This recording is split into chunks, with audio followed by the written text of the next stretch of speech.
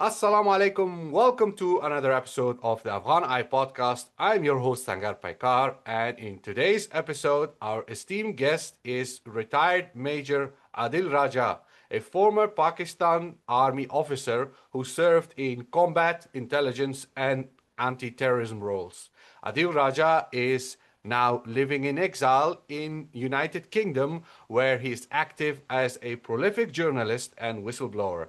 His website, soldierspeaks.org, provides exclusive insights on security and political developments in Pakistan. Adil Raja supports free elections and democracy in Pakistan while criticizing the military establishment.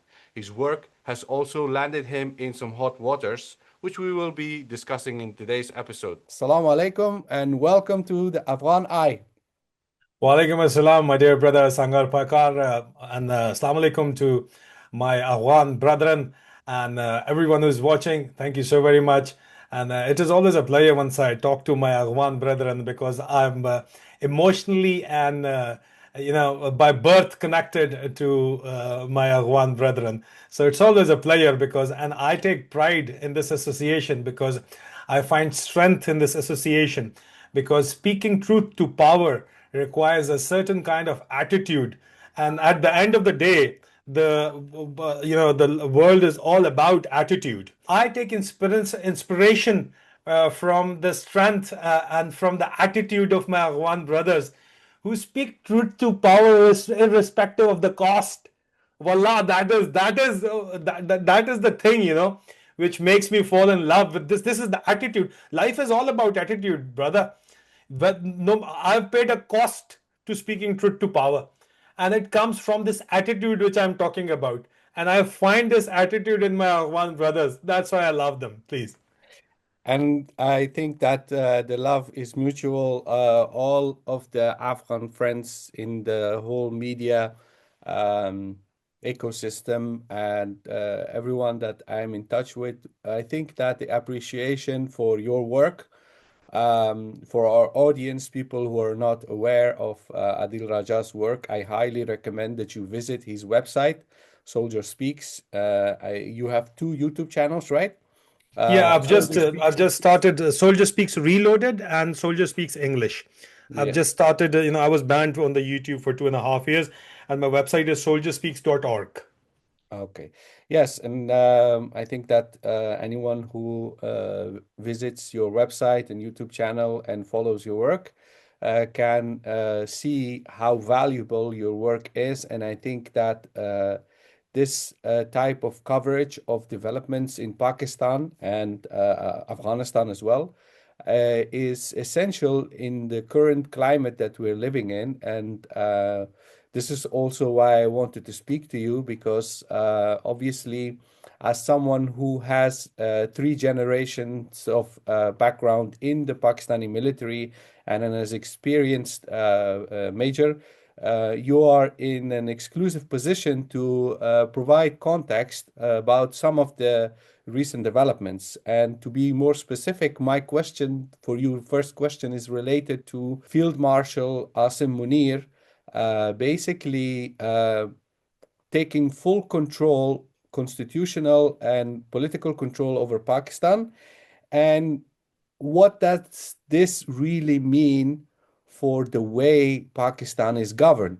Because any kind of, let's say, negotiation or conflict management with Afghanistan needs to be conducted with Pakistani authorities. If so much power is concentrated with Field Marshal Asim Munir, what does this really mean for the international relations of Pakistan and how the country decides about its relationship with its neighbors? You see, Sangar, the thing is that ever since Pakistan was created in 1947, the Pakistani military has been ruling the country in one way or the other. Whether it's has been a direct dictatorship, like started with the Field Marshal Ayub Khan, who ruled for more than 10 years. Then it was General Ziaul who ruled for more than 10 years. Then it was General Musharraf. And now Field Marshal Asim Munir wants to do the same. So the Pakistani military dictators have always been finding constitutional covers for themselves. For example, talking about constitutional cover, Ayub Khan brought changes in our Pakistan Army Act, Article 199. He brought in clause 1 and 3, which makes the army chief the undisputed king of the military, and military rules Pakistan. By design, Pakistan has been kept like this by the international powers, may it be the USA, may it be the UK, may it be the Western powers. They've always preferred the Pakistani military as a one-window operation and as a force which can in fact enforce their demands on the country. So once Ziaullah came to power, he also brought his own government with him. He also brought certain constitutional amendments for himself. He brought a puppet government, like Jal Musharraf made a king's party. Well, currently there is not a political disposition to for the Field Marshal Asim Munir to make a king's party, but then he brought in these constitutional amendments. So this is nothing new. It has all been happening over the years, over the decades in Pakistan to formalize the military dictatorship in one way or the other. Currently, the Pakistani rule is the hybrid rule. So that is how they have been, controlling the foreign policy and the security policy of Pakistan. And they are still controlling the foreign and security policy of Pakistan. And coming to your question, of course, the decision with what happens with Afghanistan is to be taken by the Pakistani general headquarters, not by the Pakistani puppet government, which is itself on borrowed time. So yeah, that is what the dynamics of Pakistan is.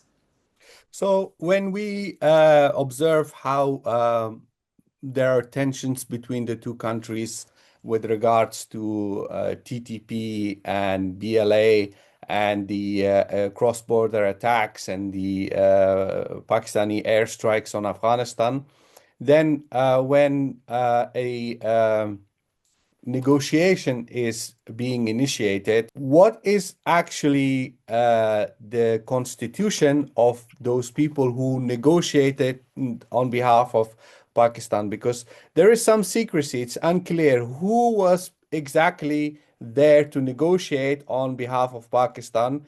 And maybe if we know who they are, maybe we can also try to figure out why those negotiations failed.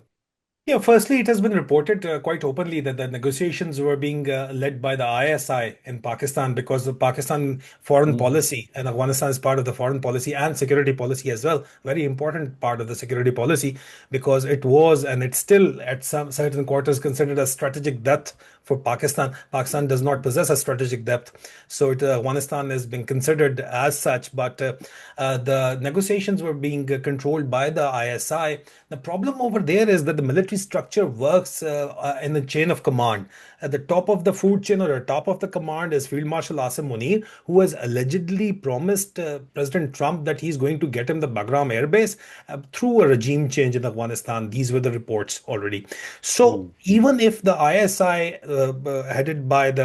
firstly headed by its the Director General of the Special Operation Division, Major General Shahab Aslam, and later by the Director General ISI, who we call the DGI, Lieutenant General Asim Malik himself, even if they wanted to, and they did want to, sort out things with Afghanistan, because Afghanistan is a very important country for Pakistan, considered the strategic depth once they're facing India. So they wanted to sort out the things with Afghanistan, but the promise made by Field Marshal at that time, that was the main hurdle in making peace with Afghanistan. Firstly, secondly, because but still they were unable to, even the Asim Munir, there's limit to the wishes, if wishes could be, if his wishes could be met, I mean, by now we would have seen a regime change in Afghanistan, because the Afghan opposition was being invited in Islamabad by the ISI, hosted by in Islamabad by the ISI, and they held a conference for aimed at a regime change in Afghanistan, but it couldn't fly. Why? Because Afghanistan, Afghanistan, very, very, I would say, wisely and very diplomatically and very pragmatically engaged the UAE, Qatar, and Saudi Arab. all three competing Bedouin powers at the moment, but all three having very realistic influence over Pakistan because of the Pakistan's fragile economic situation. And I mean, these powers, they do not want to see instability in Afghanistan because that directly affects them, and they've got serious leverage. So the Pakistanis are using the leverage of Afghanistan being landlocked on the other hand, and Afghanistan's found alternative ways to that. We'll come to that. But the Afghanistan government, the IAE, Amarat Islami Afghanistan government at the moment, very pragmatically, as I said, engage the leverage of the Arab countries, of the Gulf countries, and they played it in their favor. And they played it in their favor to such an extent that once Pakistan came to the counter move and they wanted to present Afghanistan as a problem and wanted to solve that problem sitting in Tehran, which is the way out of the landlocked situation for Afghanistan. So Afghanistan, the Kabul straight away refused to become part of the Tehran conference. And they said, listen, we are not the problem. We can give you a solution, fine. We can be part of the solution, but don't present us as a problem. So that tells you that the image which the media wants to portray about Afghanistan as a very rugged country or very stringy people, that's not true. They know their diplomacy, they know the strategy, and they are playing it very smartly, I would say. Okay, so if the negotiations were more or less fruitless and they failed, and you very clearly explained the leverage that the Gulf states, Saudi Arabia and such have over Pakistan. What puzzles me is why is Pakistan, especially the military's mouthpieces, why are they attacking Qatar now? Like you hear a lot of criticism against Al Jazeera, against Qatar, against their detrimental role in the negotiations. And basically, they're trying to portray Qatar as some sort of villain that supports Taliban. What is this and where is this coming from and why? Very interesting question, Sangar, and you'll be surprised to hear the answer. And I've because in Urdu I'm doing quite detailed programs on this in the coming days. You see, strategically, the US is no more interested. If you go through the national security strategy of 2025 of the Trump administration, Pakistan is not a headline anymore. Pakistan is not a major player anymore in the national security strategy of the US. Means Pakistan has been outsourced to the regional players. Who are the regional players? Definitely not China and the US policy, because China is an opposing power, not not a regional player, not a partner regional player. Who are the partner? The partners are the Kingdom of Saudi Arabia, United Arab Emirates, and Qatar. They are the partners, US partners. Now, Pakistan has been outsourced to them. And as we were talking about the leverage, they're the same leverage which was used by Afghanistan over Pakistan in the current Tehran conference, as we've witnessed. Now, why Qatar is being attacked, Al Jazeera is being attacked? This is very important. Now, Pakistan has been gradually over the last 3 years in particular, but over last 5 or 6 years, Pakistani military establishment has partnered up with the Emirati, United Arab Emirates government, which is a monarchy and being controlled by Mohammed bin Zayed and his brothers. Now they have invested heavily into Pakistan. They've bought importance. They've made strategic investments into Pakistan. They've made investment into the communication infrastructure of Pakistan. They've got the Pakistani ports as well. Pakistani airports have been bought by them at very cheap rates, I would say. But they have got the controlling stake in the Pakistani communication infrastructure, and they've by doing that, and they've also loaned a lot of money to Pakistan. So they have leveraged their influence, and UAE, you'll find them supporting military dictators in Libya. General Haftar is being supported by UAE. You'll find them supporting General Sisi in Egypt, and you'll find them supporting Field Marshal Asim Munir in Pakistan. So UAE post 2011, once they were asked to interfere in Libya, became a very important regional player in a way that they leveraged the money they had and they started making profits out of these investments and out of the strategic influence and out of supporting certain military dictatorships in the region. And of course, they saw in Egypt, for example, they saw Akhwan al-Muslimin, Muslim Brotherhood, as a threat to their monarchy, because Muslim Brotherhood was aggressive, making a, they were giving a very aggressive posture. So they actively worked against it. Now, Egypt is practically a beggar state. Pakistan is becoming the same sort of a model over here, right? So they whenever they require a bailout, UAE comes in and they gives a bailout. Now, having said that, there is an active rivalry going on between the UAE, the Kingdom of Saudi Arabia, who traditionally consider itself to be the regional player, the big player and the power broker. But UAE is challenging that role, and Qatar have been doing the same. Now, if you remember the embargo on Qatar, UAE was the country which led that embargo, which spearheaded that embargo and brought KSA into it. And ultimately, it was Saudi Arabia who lifted the embargo, but UAE has got an active rivalry, the Bedouin rivalry going on. So UAE has got influence on Pakistan. Pakistani military leadership is clearly and evidently siding with the UAE in this rivalry, and I think they are going to get damaged because of this taking sides in this rivalry, because they've got relationship with Qatar, with Saudis, and with the Emiratis. So siding with the Emiratis, that's what the Pakistani military leadership is seemingly doing right now. They are going to damage themselves, and that is why they are speaking against the Qataris and against Al Jazeera. It is all part of this picture which I've presented. I hope I've been able to, express myself clearly. Oh, it was very clear. Now, if the relationship of current regime in Pakistan is more or less deteriorating with Qatar, there is another aspect to it. One of our previous guests was a Turkish journalist who explained that there was a high ranking delegation from Turkey that was about to visit Pakistan, led by Ibrahim Kalin, I think the head of intelligence in Turkey. And the delegation of their foreign ministry was supposed to visit Pakistan. They didn't say anything about it. Suddenly it was out of the media, and no reports were made about that visit.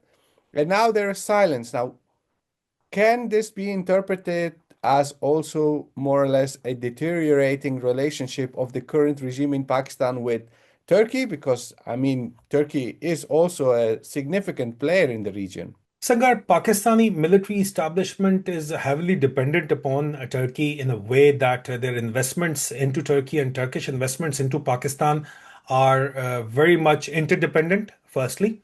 Secondly, Pakistani military establishment also, buys the Turkish military technology, which is quite advanced. Turkey is the gateway for the Pakistani military establishment and Pakistani military influence into Europe. So and the Pakistani not only military but the Pakistani establishment as a whole, it has got personal investments into Turkey. So this relationship has its ups and downs, but you simply cannot just say that the relationship has deteriorated. No, you might will see the downs, but it is definitely not, it's still stable, because in the recent India Pakistan conflict, you must have seen that Turkey came in the aid of Pakistan, and they provided them with the drones, and they provided them with the military hardware. So, and modern military hardware was provided to them. So, having said that, it is clearly evident and visible that the Pakistani military is dependent for their hardware and for strategic influence on Turkey. So, this relationship has its ups and downs, but it is very much stable, and there is intelligence cooperation, quite heavy intelligence cooperation between the Pakistani intelligence and Turkish intelligence as well. So they're interdependent over there. So and that is against, I would commend the Kabul's foreign policy, that they have very smartly maneuvered, and they have ascertained this aspect support, and they are leveraging the Turkish influence over Pakistan, and they're playing it in their favor because the Pakistanis were heavily embarrassed. And in fact, some sources in ISI tried to convince me that the airstrike from the Pakistani side onto Kabul was not the Pakistanis themselves, but they were the American US drones, and they wanted me to, publish this story, and they wanted me to talk about it. But I said, listen, if that is true, then you have to give me hard evidence, because without that, I just cannot blame that you are saying, the ISI sources are saying that it was the American drones which attacked Kabul. Obviously, you're perturbed. Obviously, there is a foot on your tail, and that has to be the foot of the Gulf countries and the Turks as well, who were actually, telling you off. So now you want me to, give it a different angle. So give me an evidence. So in intelligence businesses, there is hardly any evidence, but I did not run with the story. And obviously, it was, aggressive posturing by Pakistan. They thought they're going to get away with it, but they couldn't get away with it. But again, Kabul is playing this strategy very smartly by leveraging their relationship with Turkey as well.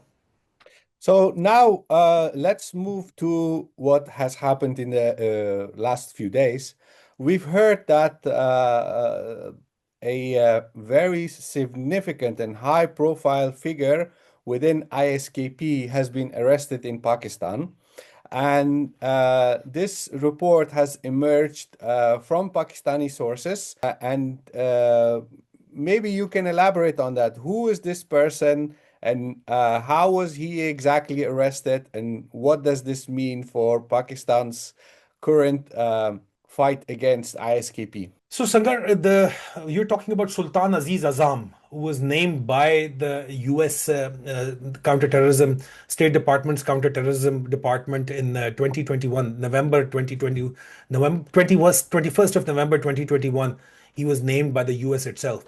And in the 26th of October 2025, I published a couple of stories on my X, and it is still available there, that Sultan Aziz Azam, who was the media head of the ISKP, ISIS, Daesh, whatever you may like to call them, he is in communication with the Pakistani intelligence, and he is staying at the safe house being managed by the Pakistani intelligence. And the talks were underway. Now, this is a very old trick in the intelligence book of all the countries, but the Pakistanis, since they were not named in the earlier talked about NSS 2025 of Trump administration, national security strategy of the Trump administration, Pakistanis still want to show their, prove their relevance, that they are still relevant. All right. And they are trying to show that, see, we've arrested this guy who is named by the United States Counterterrorism Department in 2021, United States State Department's counterterrorism handle, because Pakistani prominent journalist Hamid Mir tried to give advantage of this arrest to the Pakistani establishment. I mean, he's obviously in Pakistan, he has to listen to them. But I challenged this narrative and I said, listen, this guy was already with you. He was your guest. And my sources confirmed that he is an asset of the Pakistani intelligence. He's always been an asset of the Pakistani intelligence, and he had been recruited by the Pakistani intelligence. So, in my analysis and my opinion, just to prove their worth, that listen, we are still important to the US national security strategy, because we've got hold of this, you know, I this Daesh or ISKP terrorist, and we've arrested them. You need to consider us. It's like presenting your CV to your boss for a new job, which is not really working well for you. But then my counter question is, Sangar, who brought in the ISIS, who airlifted them from the Middle East to Afghanistan once before the pullout, before the withdrawal of the US-led ISAF, International Security Assistance Force? And that is $1 million question. And then the Afghans, they kicked them out of Afghanistan, and who settled them into Balochistan? And there are press conferences from 2024, and I've been reporting about it. So there is, I think it's a very bogus job, I would say, and I would say a very clumsy job. Clumsy is the word. It's a very clumsy job by the Pakistani intelligence in this case, to trying to seek the attention of the US after being omitted out of the national security strategy. You mentioned the fact that Daesh or ISKP has been basically established in Balochistan and in Pakistan, and that their activities are now more or less concentrated there. What's really puzzling is that we see this dominant narrative coming from Pakistan. Even at the UN Security Council, they keep repeating the same line that Afghanistan is a source of insecurity in the region and terrorism comes out of Afghanistan.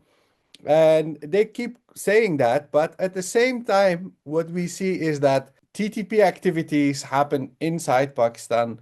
ISKP figures are being either arrested there or they are being assassinated in Pakistan. So there's quite a lot happening in Pakistan, but their narrative is no, the source of all this insecurity is in Afghanistan, which is not very convincing. But I'm going to play the role of the advocate of the devil and say, well, obviously, if the terrorism comes from Afghanistan, it's not going to play out in Afghanistan, it's going to play out in the neighboring countries. How would you respond to that? You see, Sagar, the thing is that there are allegations by credible sources that ISKP is being used as a proxy by the Pakistani intelligence to take on insurgents in Pakistan, in Balochistan, against the BLA and against the TTP insurgents. That is one part of it. So these are allegations. Now, if they are being found and they are being taken down all across Pakistan, it means that they are very much in Pakistan. They're present there. Okay. So the presence is established. Now, it is not me, but the lady doctors and notables of the town of Mastung in Balochistan who did a press conference in 2024, and they said that, listen, the Pakistani state is settling down the ISKP or ISIS or Daesh, whatever, their militants in their areas, which is not, they're not welcome. So it has already been established and reported, and now there's a media blackdown in Balochistan. Blaming it in Afghanistan, I think, is unfair in a way that it is there is an firstly there is an issue about divided tribes, which needs to be acknowledged in Pakistan. If you want to make it a hard border, which some call Durand Line, the Afghans call it Durand Line, the Pakistanis call it Pakistan-Afghanistan border, international border. If you want to, by declaring it an international border and by enforcing a strict border regime, which is impossible in the porous border of Afghanistan and Pakistan, you want to negate the issue of divided tribes. You don't want to tell the people of Pakistan that there are same tribes all across in Balochistan and Khyber Pakhtunkhwa, same tribes living on both sides of the borders. Then you are not only fooling the Pakistani population, but you're also fooling yourself. And then you are converting your strength into your weakness because of this Punjab centric mindset, which I call that, all right, we want to rule and Afghanistan has to listen to us. No, you want to talk to them as equals, firstly. Secondly, because of this porous border and because of this divided tribe issue, because of one brother living on this side and one brother living on that side, and because they always find ways to move around, you cannot really divide them, because by a border, by enforcing a $400 to $500 million barbed wire fence which failed, you simply cannot separate two brothers amongst each other. Because of this, instead of acknowledging the issue, instead of capitalizing on this strength, the Pakistani establishment, turned it into a narrative warfare. That, listen, whatsoever is happening in Pakistan, whatsoever TTP is doing, whatsoever they're doing, it is happening from Afghanistan. Whereas you are not ready to acknowledge that these are divided tribes and this is a problem which you have created yourself. Why? It is an internal security problem of Pakistan. Why? Because you've been making money off Afghanistan starting from the 1980s, even before that. My grandparents used to tell me that the cinema was first and all, if they had to watch some nice movies, they'll have to travel to Kabul from Lahore even, So you've been making, and then later on in the 1980s, the Americans brought in the you must have seen the famous movie, The Charlie Wilson's War, and his book as well. The dollars came in and the weapons came in. The Pakistani military kept the high-tech weapons, and they also kept the dollars. The generals who've been managing the Afghan jihad, their children, they're dead themselves. But their children are even now using the same money which was made in the Afghan jihad. So they've been profiting out of Afghanistan. In the so-called global war on terror during the General Musharraf era, the Pakistanis earned around 60 billion, 40 to 60 billion US dollar on the name of the coalition support fund. And they said, well, we've been supporting the Afghan Taliban as well. Well, that's not true. You've been selling the Afghan guest in your country for a bounty. All right. So, and anybody with the American wanted, you handed them over. Even Afia Siddiqui case is a very stark example. So Clive Stafford Smith have got a lot to say about that. I think you should bring him on to your show and ask him what's actually going on. So the thing is that you've all this profiting out of Afghanistan, and you've been not acknowledging the real issues on ground, starting with the divided tribes issue. And you've been yourself converting your strength into your weakness. Divided tribes are your strength. The borders, they should be, I believe, between Afghanistan and Pakistan irrelevant, like they're irrelevant in Europe. And there should be free movement amongst brothers, and there should be free trade amongst brothers. And this will become the strength of Pakistan. Pakistan will not only get access to Central Asia, but they will also get access. And if you want to deal in the rare earth elements of Afghanistan, it is the Afghanistan, Afghans have got the rare earth elements, the real strength right now. The Pakistanis have already outsourced and they've already sold their mineral wealth. But the Chinese say that the actual rare earth elements and actual, reserves, like the iron ore, which the Indians want, are in Afghanistan. So instead of, making that your strength, and in fact, talking to the Afghan brothers with honor, like Imran Khan. Imran Khan knew Pakhtunwali. He Mm. knew the ideology. He knew how to talk. That's why the Afghans still support him. They vouch for him because there's nothing more valuable than honor. Money is secondary. The problem in Pakistan is that you think money is primary and honor is just a byproduct of it. No, you need to have this attitude to solve these issues, firstly, and secondly, the problem of terrorism in Pakistan is a direct result of the Pakistani policies of supporting the US, because of which they got billions and billions of dollars, like $60 billion in the coalition support fund earned by General Musharraf. And during the Ziaullah era, you earned billions of dollars from the Afghan jihad. So your own policies, especially in the General Musharraf era, resulted in the rise of TTP. All right. So you cannot blame it on Afghanistan. Afghanistan has got their own issues. If you talk to them, they will cooperate. But your problem is that you don't want to talk, you want to dictate. So nobody takes dictation. Nobody in his right mind, especially the Afghans, who's got this attitude, which I was talking about in the beginning of this, a podcast. They've got the attitude that they know how to speak truth to power, and they do not give up. So with this kind of attitude, no matter the cost, no matter the cost. So with this kind of attitude, if you want to dictate this Punjab centric mindset, it's not the mindset of all the Punjabis. It is a particular mindset which says that, well, we've got the power, we've got the strength, we've got the danda, and we're going to use it. Well, not everybody listens to this kind of language. Not everybody listens to anybody who's worth their salt won't listen to this kind of a language and dictation. So you have to talk to Afghanistan on equal terms. And if you do talk to them on equal terms, and if you stop blaming them for your own problems resulting out of your own policies, all right, and if you be realistic about it, then I think the entire region has got a very bright future. You mentioned regional aspects of this whole dynamic. Like we see major shifts in global politics right now. Um, for example, during the 2024 US elections, it was more or less um, predicted that India would be a major ally of United States because Trump has a lot of people in his inner circle who advocated that regional players around China should be deployed against China, and that United States shouldn't engage any other powers and stay at a safe distance from them. And for that, I even wrote about this on the Afghan Eye.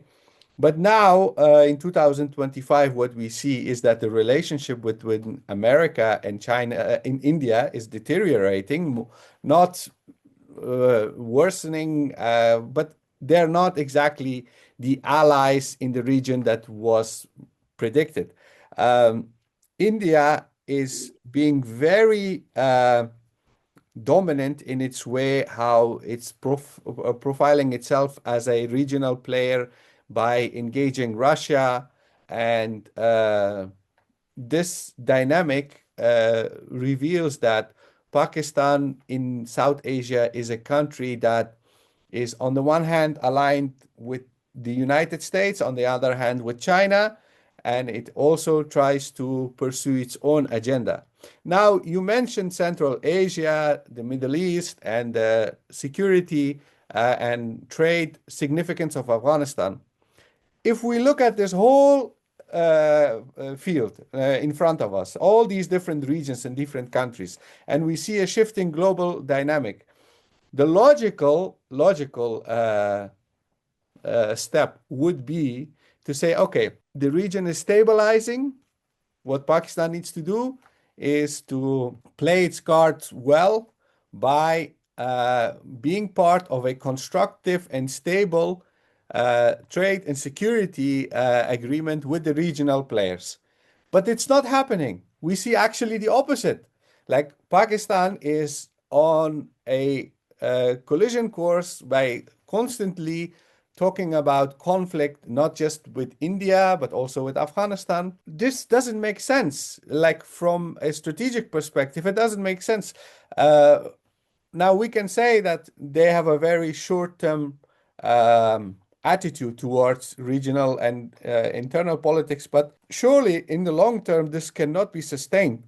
So, in your opinion, is there a way out of this current dynamic? Because right now, it's the time to seize the opportunity. Wouldn't you agree? Like now's the time to seize the opportunity and say, okay, global dynamics are shifting. There is a new equilibrium emerging. It's our time. It's our opportunity to seize the opportunity, create new balance of power where we can benefit from our cooperation. But instead of that, we see like edging towards more conflict. How would you assess this? So, Sangar, there are a lot of moving parts in your question. Yeah. Let me address them I all hope I together. didn't confuse you. I was trying to make a mental picture Yeah, how to answer all of these different questions, yeah, but they're all interrelated. yeah. It's part of a big machine. All the moving parts are part of the big machine. Yes. So let's take them one by one, the way you've asked the question. Yeah. Now, talking about the U.S., support of Pakistan and inviting Field Marshal Asim Munir as on to lunch, and then the Yeah. Pakistani nominating him for the Nobel Peace Prize, and now the national security strategy of the U.S. totally omitting Pakistan out of as a major player, as a headline. The reason is because President Trump and the Trump administration's national security strategy is based on looking inwards and stop playing the role of global policeman and outsourcing that role to the regional players, partners, firstly, like the UAE, Qatar, and KSA, and Israel. And at the same time, what they're trying to do is that they are going to bet on the winner. If in the conflict, for example, in Afghanistan and Pakistan, Afghanistan is the winner, US is going to go with the winner. And so far, Afghanistan is the winner quite evidently, and they because they've got this punishment taking ability. All right, so I mean, it's not inclusive. I'm just giving you an example. So, US also, why the US is supporting, was supporting Pakistan, and why the Pakistan is showing an aggressive posture toward Afghanistan and India, because President Trump has been using Pakistan as a pawn to pressurize India into making a favorable trade deal, which has yet not been finalized. They were saying that it's going to be finalized in December. So far, it not been finalized. He's leveled the 15% tariff onto the on India, but they've already signed a defense deal agreement, defense agreement for the next 10 years. But the major portion is the joint manufacturing of F-21, upgraded F-21 between the Lockheed Martin and Tata. So if they go for it, it's going to be, I mean, hundreds of billions of dollars of contract, which Trump wants. But the Indians have not finalized it. They are not finalizing the trade deal. They are still buying oil from Russia. And they have renewed various agreements with the Russians, and they've asked the Americans to give them a waiver. The Americans are likely to give it, but so far, Americans were only using Pakistan as a leverage against Trump administration, in my opinion, was using Pakistanis as a leverage against India to get favorable trade deal. I mean, Pakistanis have got hardly any business left to make any trade deal. I mean, you just only have to give aid to Pakistan, but you have to give investment to India, and they're already getting a lot of investment like that. So, but they want to forge a new foreign policy, a new. They've always had a non-aligned foreign policy, because the world is changing now. Why it's changing? Coming to Central Asia, the NATO is right now trying to prepare themselves for a war against Russia. It's a reality. You see, the chief of defense staff of the UK gave out a statement that the Great Britain should be ready for war against Russia. The MI6 chief herself, in a very rare occasion, gave a public statement that we are looking at a new war with Russia. But what the Russians are doing, on the other hand, is that they are not bothering to open a new front. They're doing what they want to do in Ukraine, and it is a long-standing conflict. If NATO gets involved, Russia has got no chance to win. All right. So Russians are concentrating themselves on the Eurasian corridor, on making new trade routes which are not dependent upon the Western influence trade corridors like the Suez Canal. What they are doing is that they are opening the new land routes, Eurasian corridors, and they've already established one through Central Asia to Iran, and Afghanistan is part of it, up to India, bypassing Pakistan for now, which later on Pakistan may become a part of it. So the global dynamics and the great power rivalry is changing. There's a great decoupling going on between the US and China as well. In fact, these days, reading a book about it, if you get a chance, The Great Decoupling, if you read it, it's by Nigel Inkster, very knowledgeable book. But the thing is that this great decoupling is also going on, and the world is already moving from a unipolar world order to a multipolar world order. And President Trump's national security strategy is only proving to be a catalyst in this process, because President Trump is focused into onto US and the economy and business deal benefiting the US. So, and they don't want, as I've said, they don't want to play the role of a regional, of a global power, of global policeman. So they're outsourcing the role. So in that context, Russians are, focusing on the Euro-Asian corridor as well. And then Afghanistan is a very important part of the Euro-Asian corridor.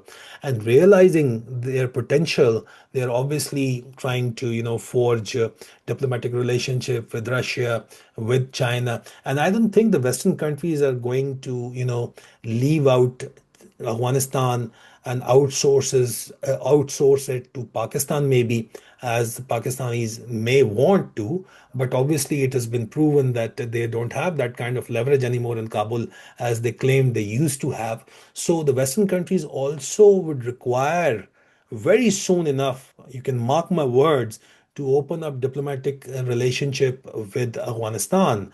So the Afghanistani situation, irrespective of being a landlocked country, if Afghanistan is landlocked, at the same time, Afghanistan is the gateway to Central Asia. And Pakistan has been selling itself as a gateway of the warm waters to Central Asia's energy corridor. It's always been selling itself, always been marketing itself, but they cannot be that without being Afghanistan as their partner. So now again, coming back to the original argument, the Pakistanis want Afghanistan as partners because they're not willing to become they're not slaves, all right? Like Imran Khan says that we are not your slaves, man. That he tells to the US don't like it. Although the US treats the third world countries as slaves, but they don't want to listen to the truth. But this is the truth. If people like Imran Khan with this ideology, with the attitude we're talking about, this attitude, we're not your slave, we talk to us like equals, and we might cooperate, we'll do business fine. Let's do business, all right? But don't try to dictate us. Don't try to, become a gangster around us. We don't, we are not going to accept that. So again, coming back to this relationship between Pakistan and Afghanistan, if it is on brotherly terms like it traditionally has been, it's going to benefit the entire region. It's going to benefit Pakistan and Afghanistan. Now, the final part of your question was that it had to do with the regional dynamics. Well, the regional dynamics are definitely changing, and Iran, in this context, which so far, because of Pakistan influence, they did try, to undermine the Afghans and trying to present Afghans as a problem. And Afghans very rightly, called out the bluff, and they said, "All right, hold on, we are not a problem. We are the solution. Talk to us like that." So they boycotted the Tehran conference about the Afghanistan issue. Now the influence on Iran is the major influence is Russia. The major influence is China. It is not the US, and it is not the Pakistanis. So ultimately, the Iranians are already isolated. So cooperation with Afghanistan, who successfully managed to get a special waiver for the Chabahar port and got the train going between Chabahar and Afghanistan. Now, that was a very special leverage which was managed by the international players, which shows the capability of the Kabul government, the government of Kabul, to utilize the levers of influence, the leverage globally. All right. So the Iranians, I mean, the Pakistanis don't have much to offer other than smuggling the Iranian oil. What else have they got to offer? All right. So in the long term, Iranians will also have to tell the Pakistanis they have to talk some sense into the Pakistanis. So the region is changing very fast, and I think, of course, it's an era of multilateralism.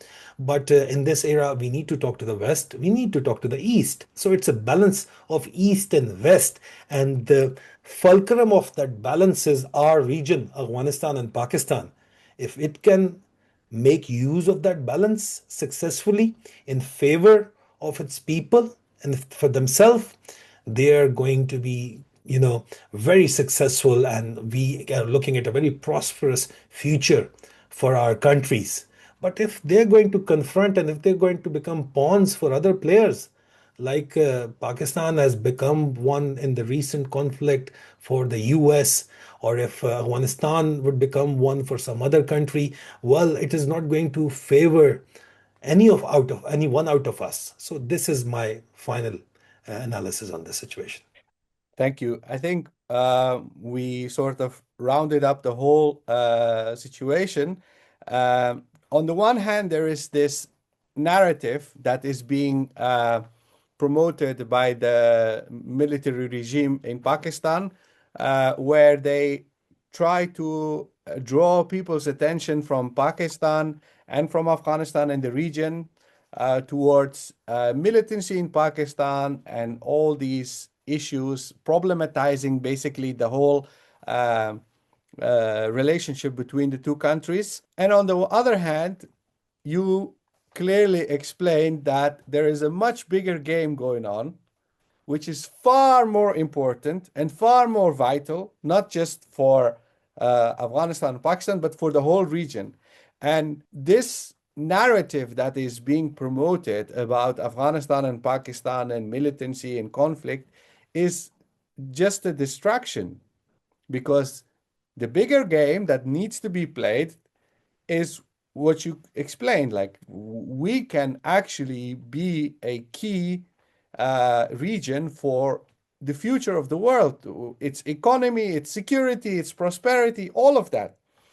So then, if I understand this correctly, and if I correct me if I'm wrong, then why are the players in Pakistan unable to see the bigger game, and why are they focusing on something that is detrimental? So, Sangar, that's a very important question, and it's very important to understand this. You see, in Pakistan, the problem is that, like in Libya, we were talking about Libya earlier, and like in Egypt, we were talking about wheresoever there are military dictatorship, they don't have to get votes of the people. They don't have to make the people happy because they've got hybrid regime, they've got their frontmen, they've got their puppets sitting in power. They are going to go for the votes and they are going to do the election rigging or whatever. But the main issue is that in countries like Pakistan, where military dictators are ruling and there's a one window operation, or where there's a hybrid regime, then players, the power brokers or power holders, they sell themselves and they prioritize their personal interest over national interest. The main issue is that the personal interests of individuals are overpowering the national interest, and that is why they're unable to see through or see beyond their noses.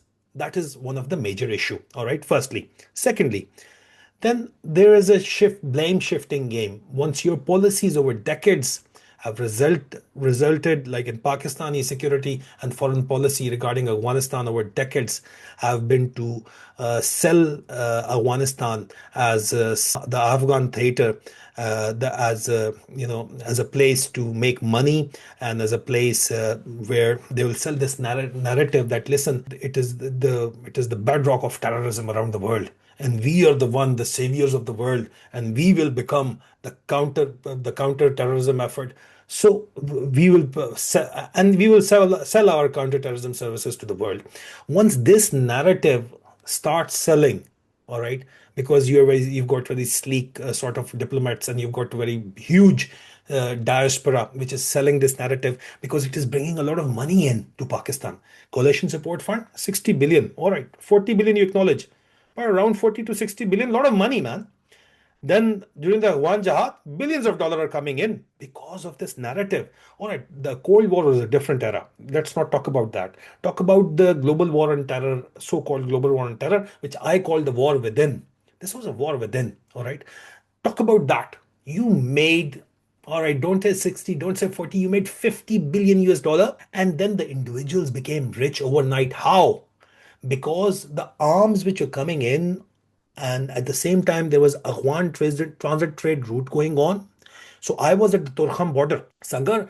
On daily basis, there used to be billions and billions of equipment going through, coming from transit trade on the transit trade route from Torkham border into Afghanistan, and it won't go into Afghanistan. The containers would open up as soon as they'll cross the gates over to Torkham. The containers will open up. The whatsoever the goods were there in the containers, they'll be loaded on small trucks and they'll be brought back into Pakistan from another gate, 1.5 kilometer on the other side of the Kabul River, the Shalman gate. They'll come into Pakistan. They'll go into the Karkhano market in Peshawar, and the stuff will be sold over there.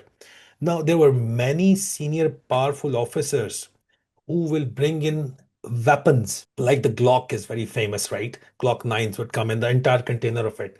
And it will come on the one transit trade route, so it'll be custom free. All right. Everything would be custom free because of the Afghan transit trade route. The money which was being made was billions on daily basis.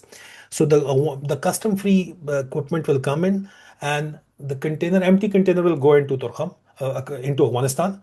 The weapons would be taken out on the way in Peshawar, and they'll be sold in the open market. No, 200 to 300% profit would be made out of that weapon or goods. Now, who's making that money? Individuals are making that money.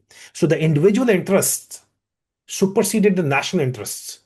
This is just one example. It has been happening in Chaman on daily basis. Whereas the poor and sick people and little children, they will take across 1 kg of wheat atta, just 1 kg, and they'll be beaten like animals. That's what turned me actually, once I was there. So then you're not thinking about those poor people. You're not thinking about the people. You're not thinking about humanity. You're thinking about yourself. Sangar, I was being offered to put a blind eye to this thing going on, and I refused. And a head money over me was given because of that refusal. And I survived three IDs and one suicidal attempt on myself because I refused to give in. I refused in 2010 to take 7 million rupees per week. Those time in 2010 September, the rupee had a very good value. So I was being offered per week 7 million rupees just to don't look that way. But I still looked, I didn't take a single penny off them, and I paid the price for it because I wanted to work for those little children who were taking 1 kg of atta, of wheat across, and they were being treated like animals. So, and on the other hand, the powerful, rich and powerful people were taking across billions worth of good every day. So why you're still unable to see this through, see beyond your nose, is because the people in power are still prioritizing their personal interest over national interest and over humanity. And that is why we support Imran Khan, because he realizes this and he acknowledges this problem and he wants to do something about it.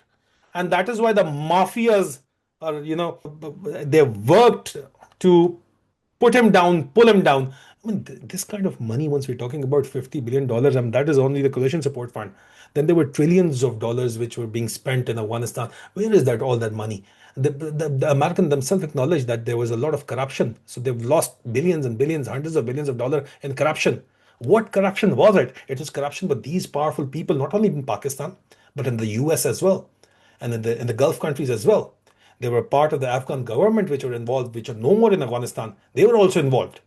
So these were the people who were making this money. And because these people prioritized their personal interest, they made their money, they filled their coffers. That's why, and these are the kind of people who are still, staring, and they've got their skeleton in their cabinets. They don't want them to come out.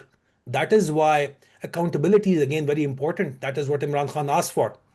And that is why we are still facing this dilemma that we are unable to prioritize the regional stability and national interest, and we are still looking after personal interest. Saga. You mentioned the personal challenges and security threats that you faced uh, during your career and later as a journalist. Um, I think what many people don't realize is that being out there in public, in the public sphere, in the media, and speaking out about these matters comes at a cost. It's like most people think, oh, it's just another content creator on social media. What they don't realize is that this comes with security threats, personal security threats, and it comes with, you know, some people break up relationships with you over your political stance, over your advocacy. They don't want to be associated with you. But in your case, even in UK, you are still being persecuted. Like, can you elaborate on what's going on? I know due to legal reasons you cannot discuss everything, but for people who would like to support your work and they see what you do, what is going on and how can people become active and support your work? Yeah, Sangar, once I came to the UK in 2022 after the regime change operation against Imran Khan, and I started speaking up against it. Even before that, I was an established journalist. After I took voluntarily retirement from the Pakistan Army in 2017, and I started working my own business, and a very successful business, which was all taken away from me. All my assets in Pakistan were taken away from me. My mother was abducted in Pakistan, still being held in Pakistan. It all happened with me, but my family was in the UK. My wife and my kids, my children, they were already in the UK. They're British born and brought up, so I had a British residency. So I was traveling 6 times a year anyway because of my business. But I was also an established writer in the Pakistani English dailies, and I was a spokesperson of the Pakistan Ex-Servicemen Society, and I was the director media cell of the Pakistan Ex-Servicemen Society, which was working in conjunction with the ISI on the funding provided by the ISI and by the Inter-Services Public Relations. So I had that kind of influence that I was an influencer already. I had that blue tick on Twitter, for example, which could not be bought at that time. You had to be a notable to get that blue tick, right? So I started speaking up while in Pakistan against the regime change operation in support of Imran Khan, and that is why I got targeted. Gunman was by the ISI was sent to my house, to my mother's house, and I had to escape Pakistan. And before that, I was warned by the GHQ because I was very influential. I was talking to a lot of senior officers. I was called by the GHQ. I was called by the ISI. I was told that you're going to suffer for your stance, so you need to change your stance. And in all honesty, in all fairness, I said, well, you are powerful people, sir. I'll just shut up. But they did not wanted me to shut up. They wanted me to join camps with them. And they wanted me to actively speak against Imran Khan, which I considered speaking against the people of Pakistan. Once Imran Khan was in power, I was speaking, I was criticizing him fairly. I was in my writings, right? But once he became the underdog, we love supporting underdogs anyway, right? So I started speaking truth to the power, and there is a price to be paid for speaking truth to power. In the UK, they followed me. Firstly, they initiated a counterterrorism case against me, which went on. They got me arrested, kept me on bail. The UK's counterterrorism police did an investigation for 9 months, and it ended with an informal apology, with a payment for my losses, and with a no further action on the case. They went for a strategic lawsuit against public participation against me in the UK courts to financially, strangulate me. They seized all my assets in Pakistan. They seized my pension, my businesses, my bank accounts. It's still like this, and they court-martialed me in absentia without due process and announced 14-year rigorous imprisonment for me in Pakistan. And they kept on coming to the UK. Like recently, the Pakistani interior minister related to the Pakistani army chief, Field Marshal Asim Munir, came to the UK and asked for my extradition. And they said the entire Telegraph reported and quoted me, and the Dropsite News reported that they offered that, listen, we are going to take the grooming gang members, the pedophiles, back to Pakistan who are Pakistani origin. We are going to take them back to Pakistan if you hand us over Adil Raja.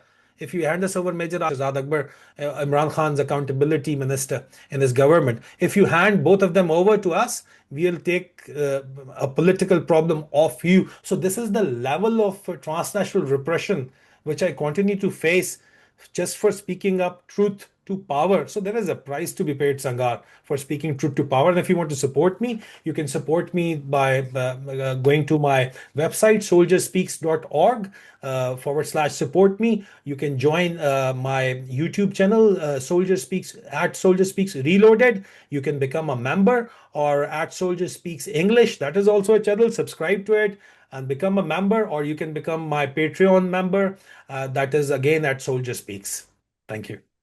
I think for our audience, this is an important call. I think it is very important to support people who do real valuable work, especially in these difficult times where two nations are being pitched against each other. Tensions are being deliberately created while both nations are suffering. I mean, we can talk about how Afghanistan has been ravaged by war and poverty, which is all true, but at the same time, it doesn't mean that Pakistan is somehow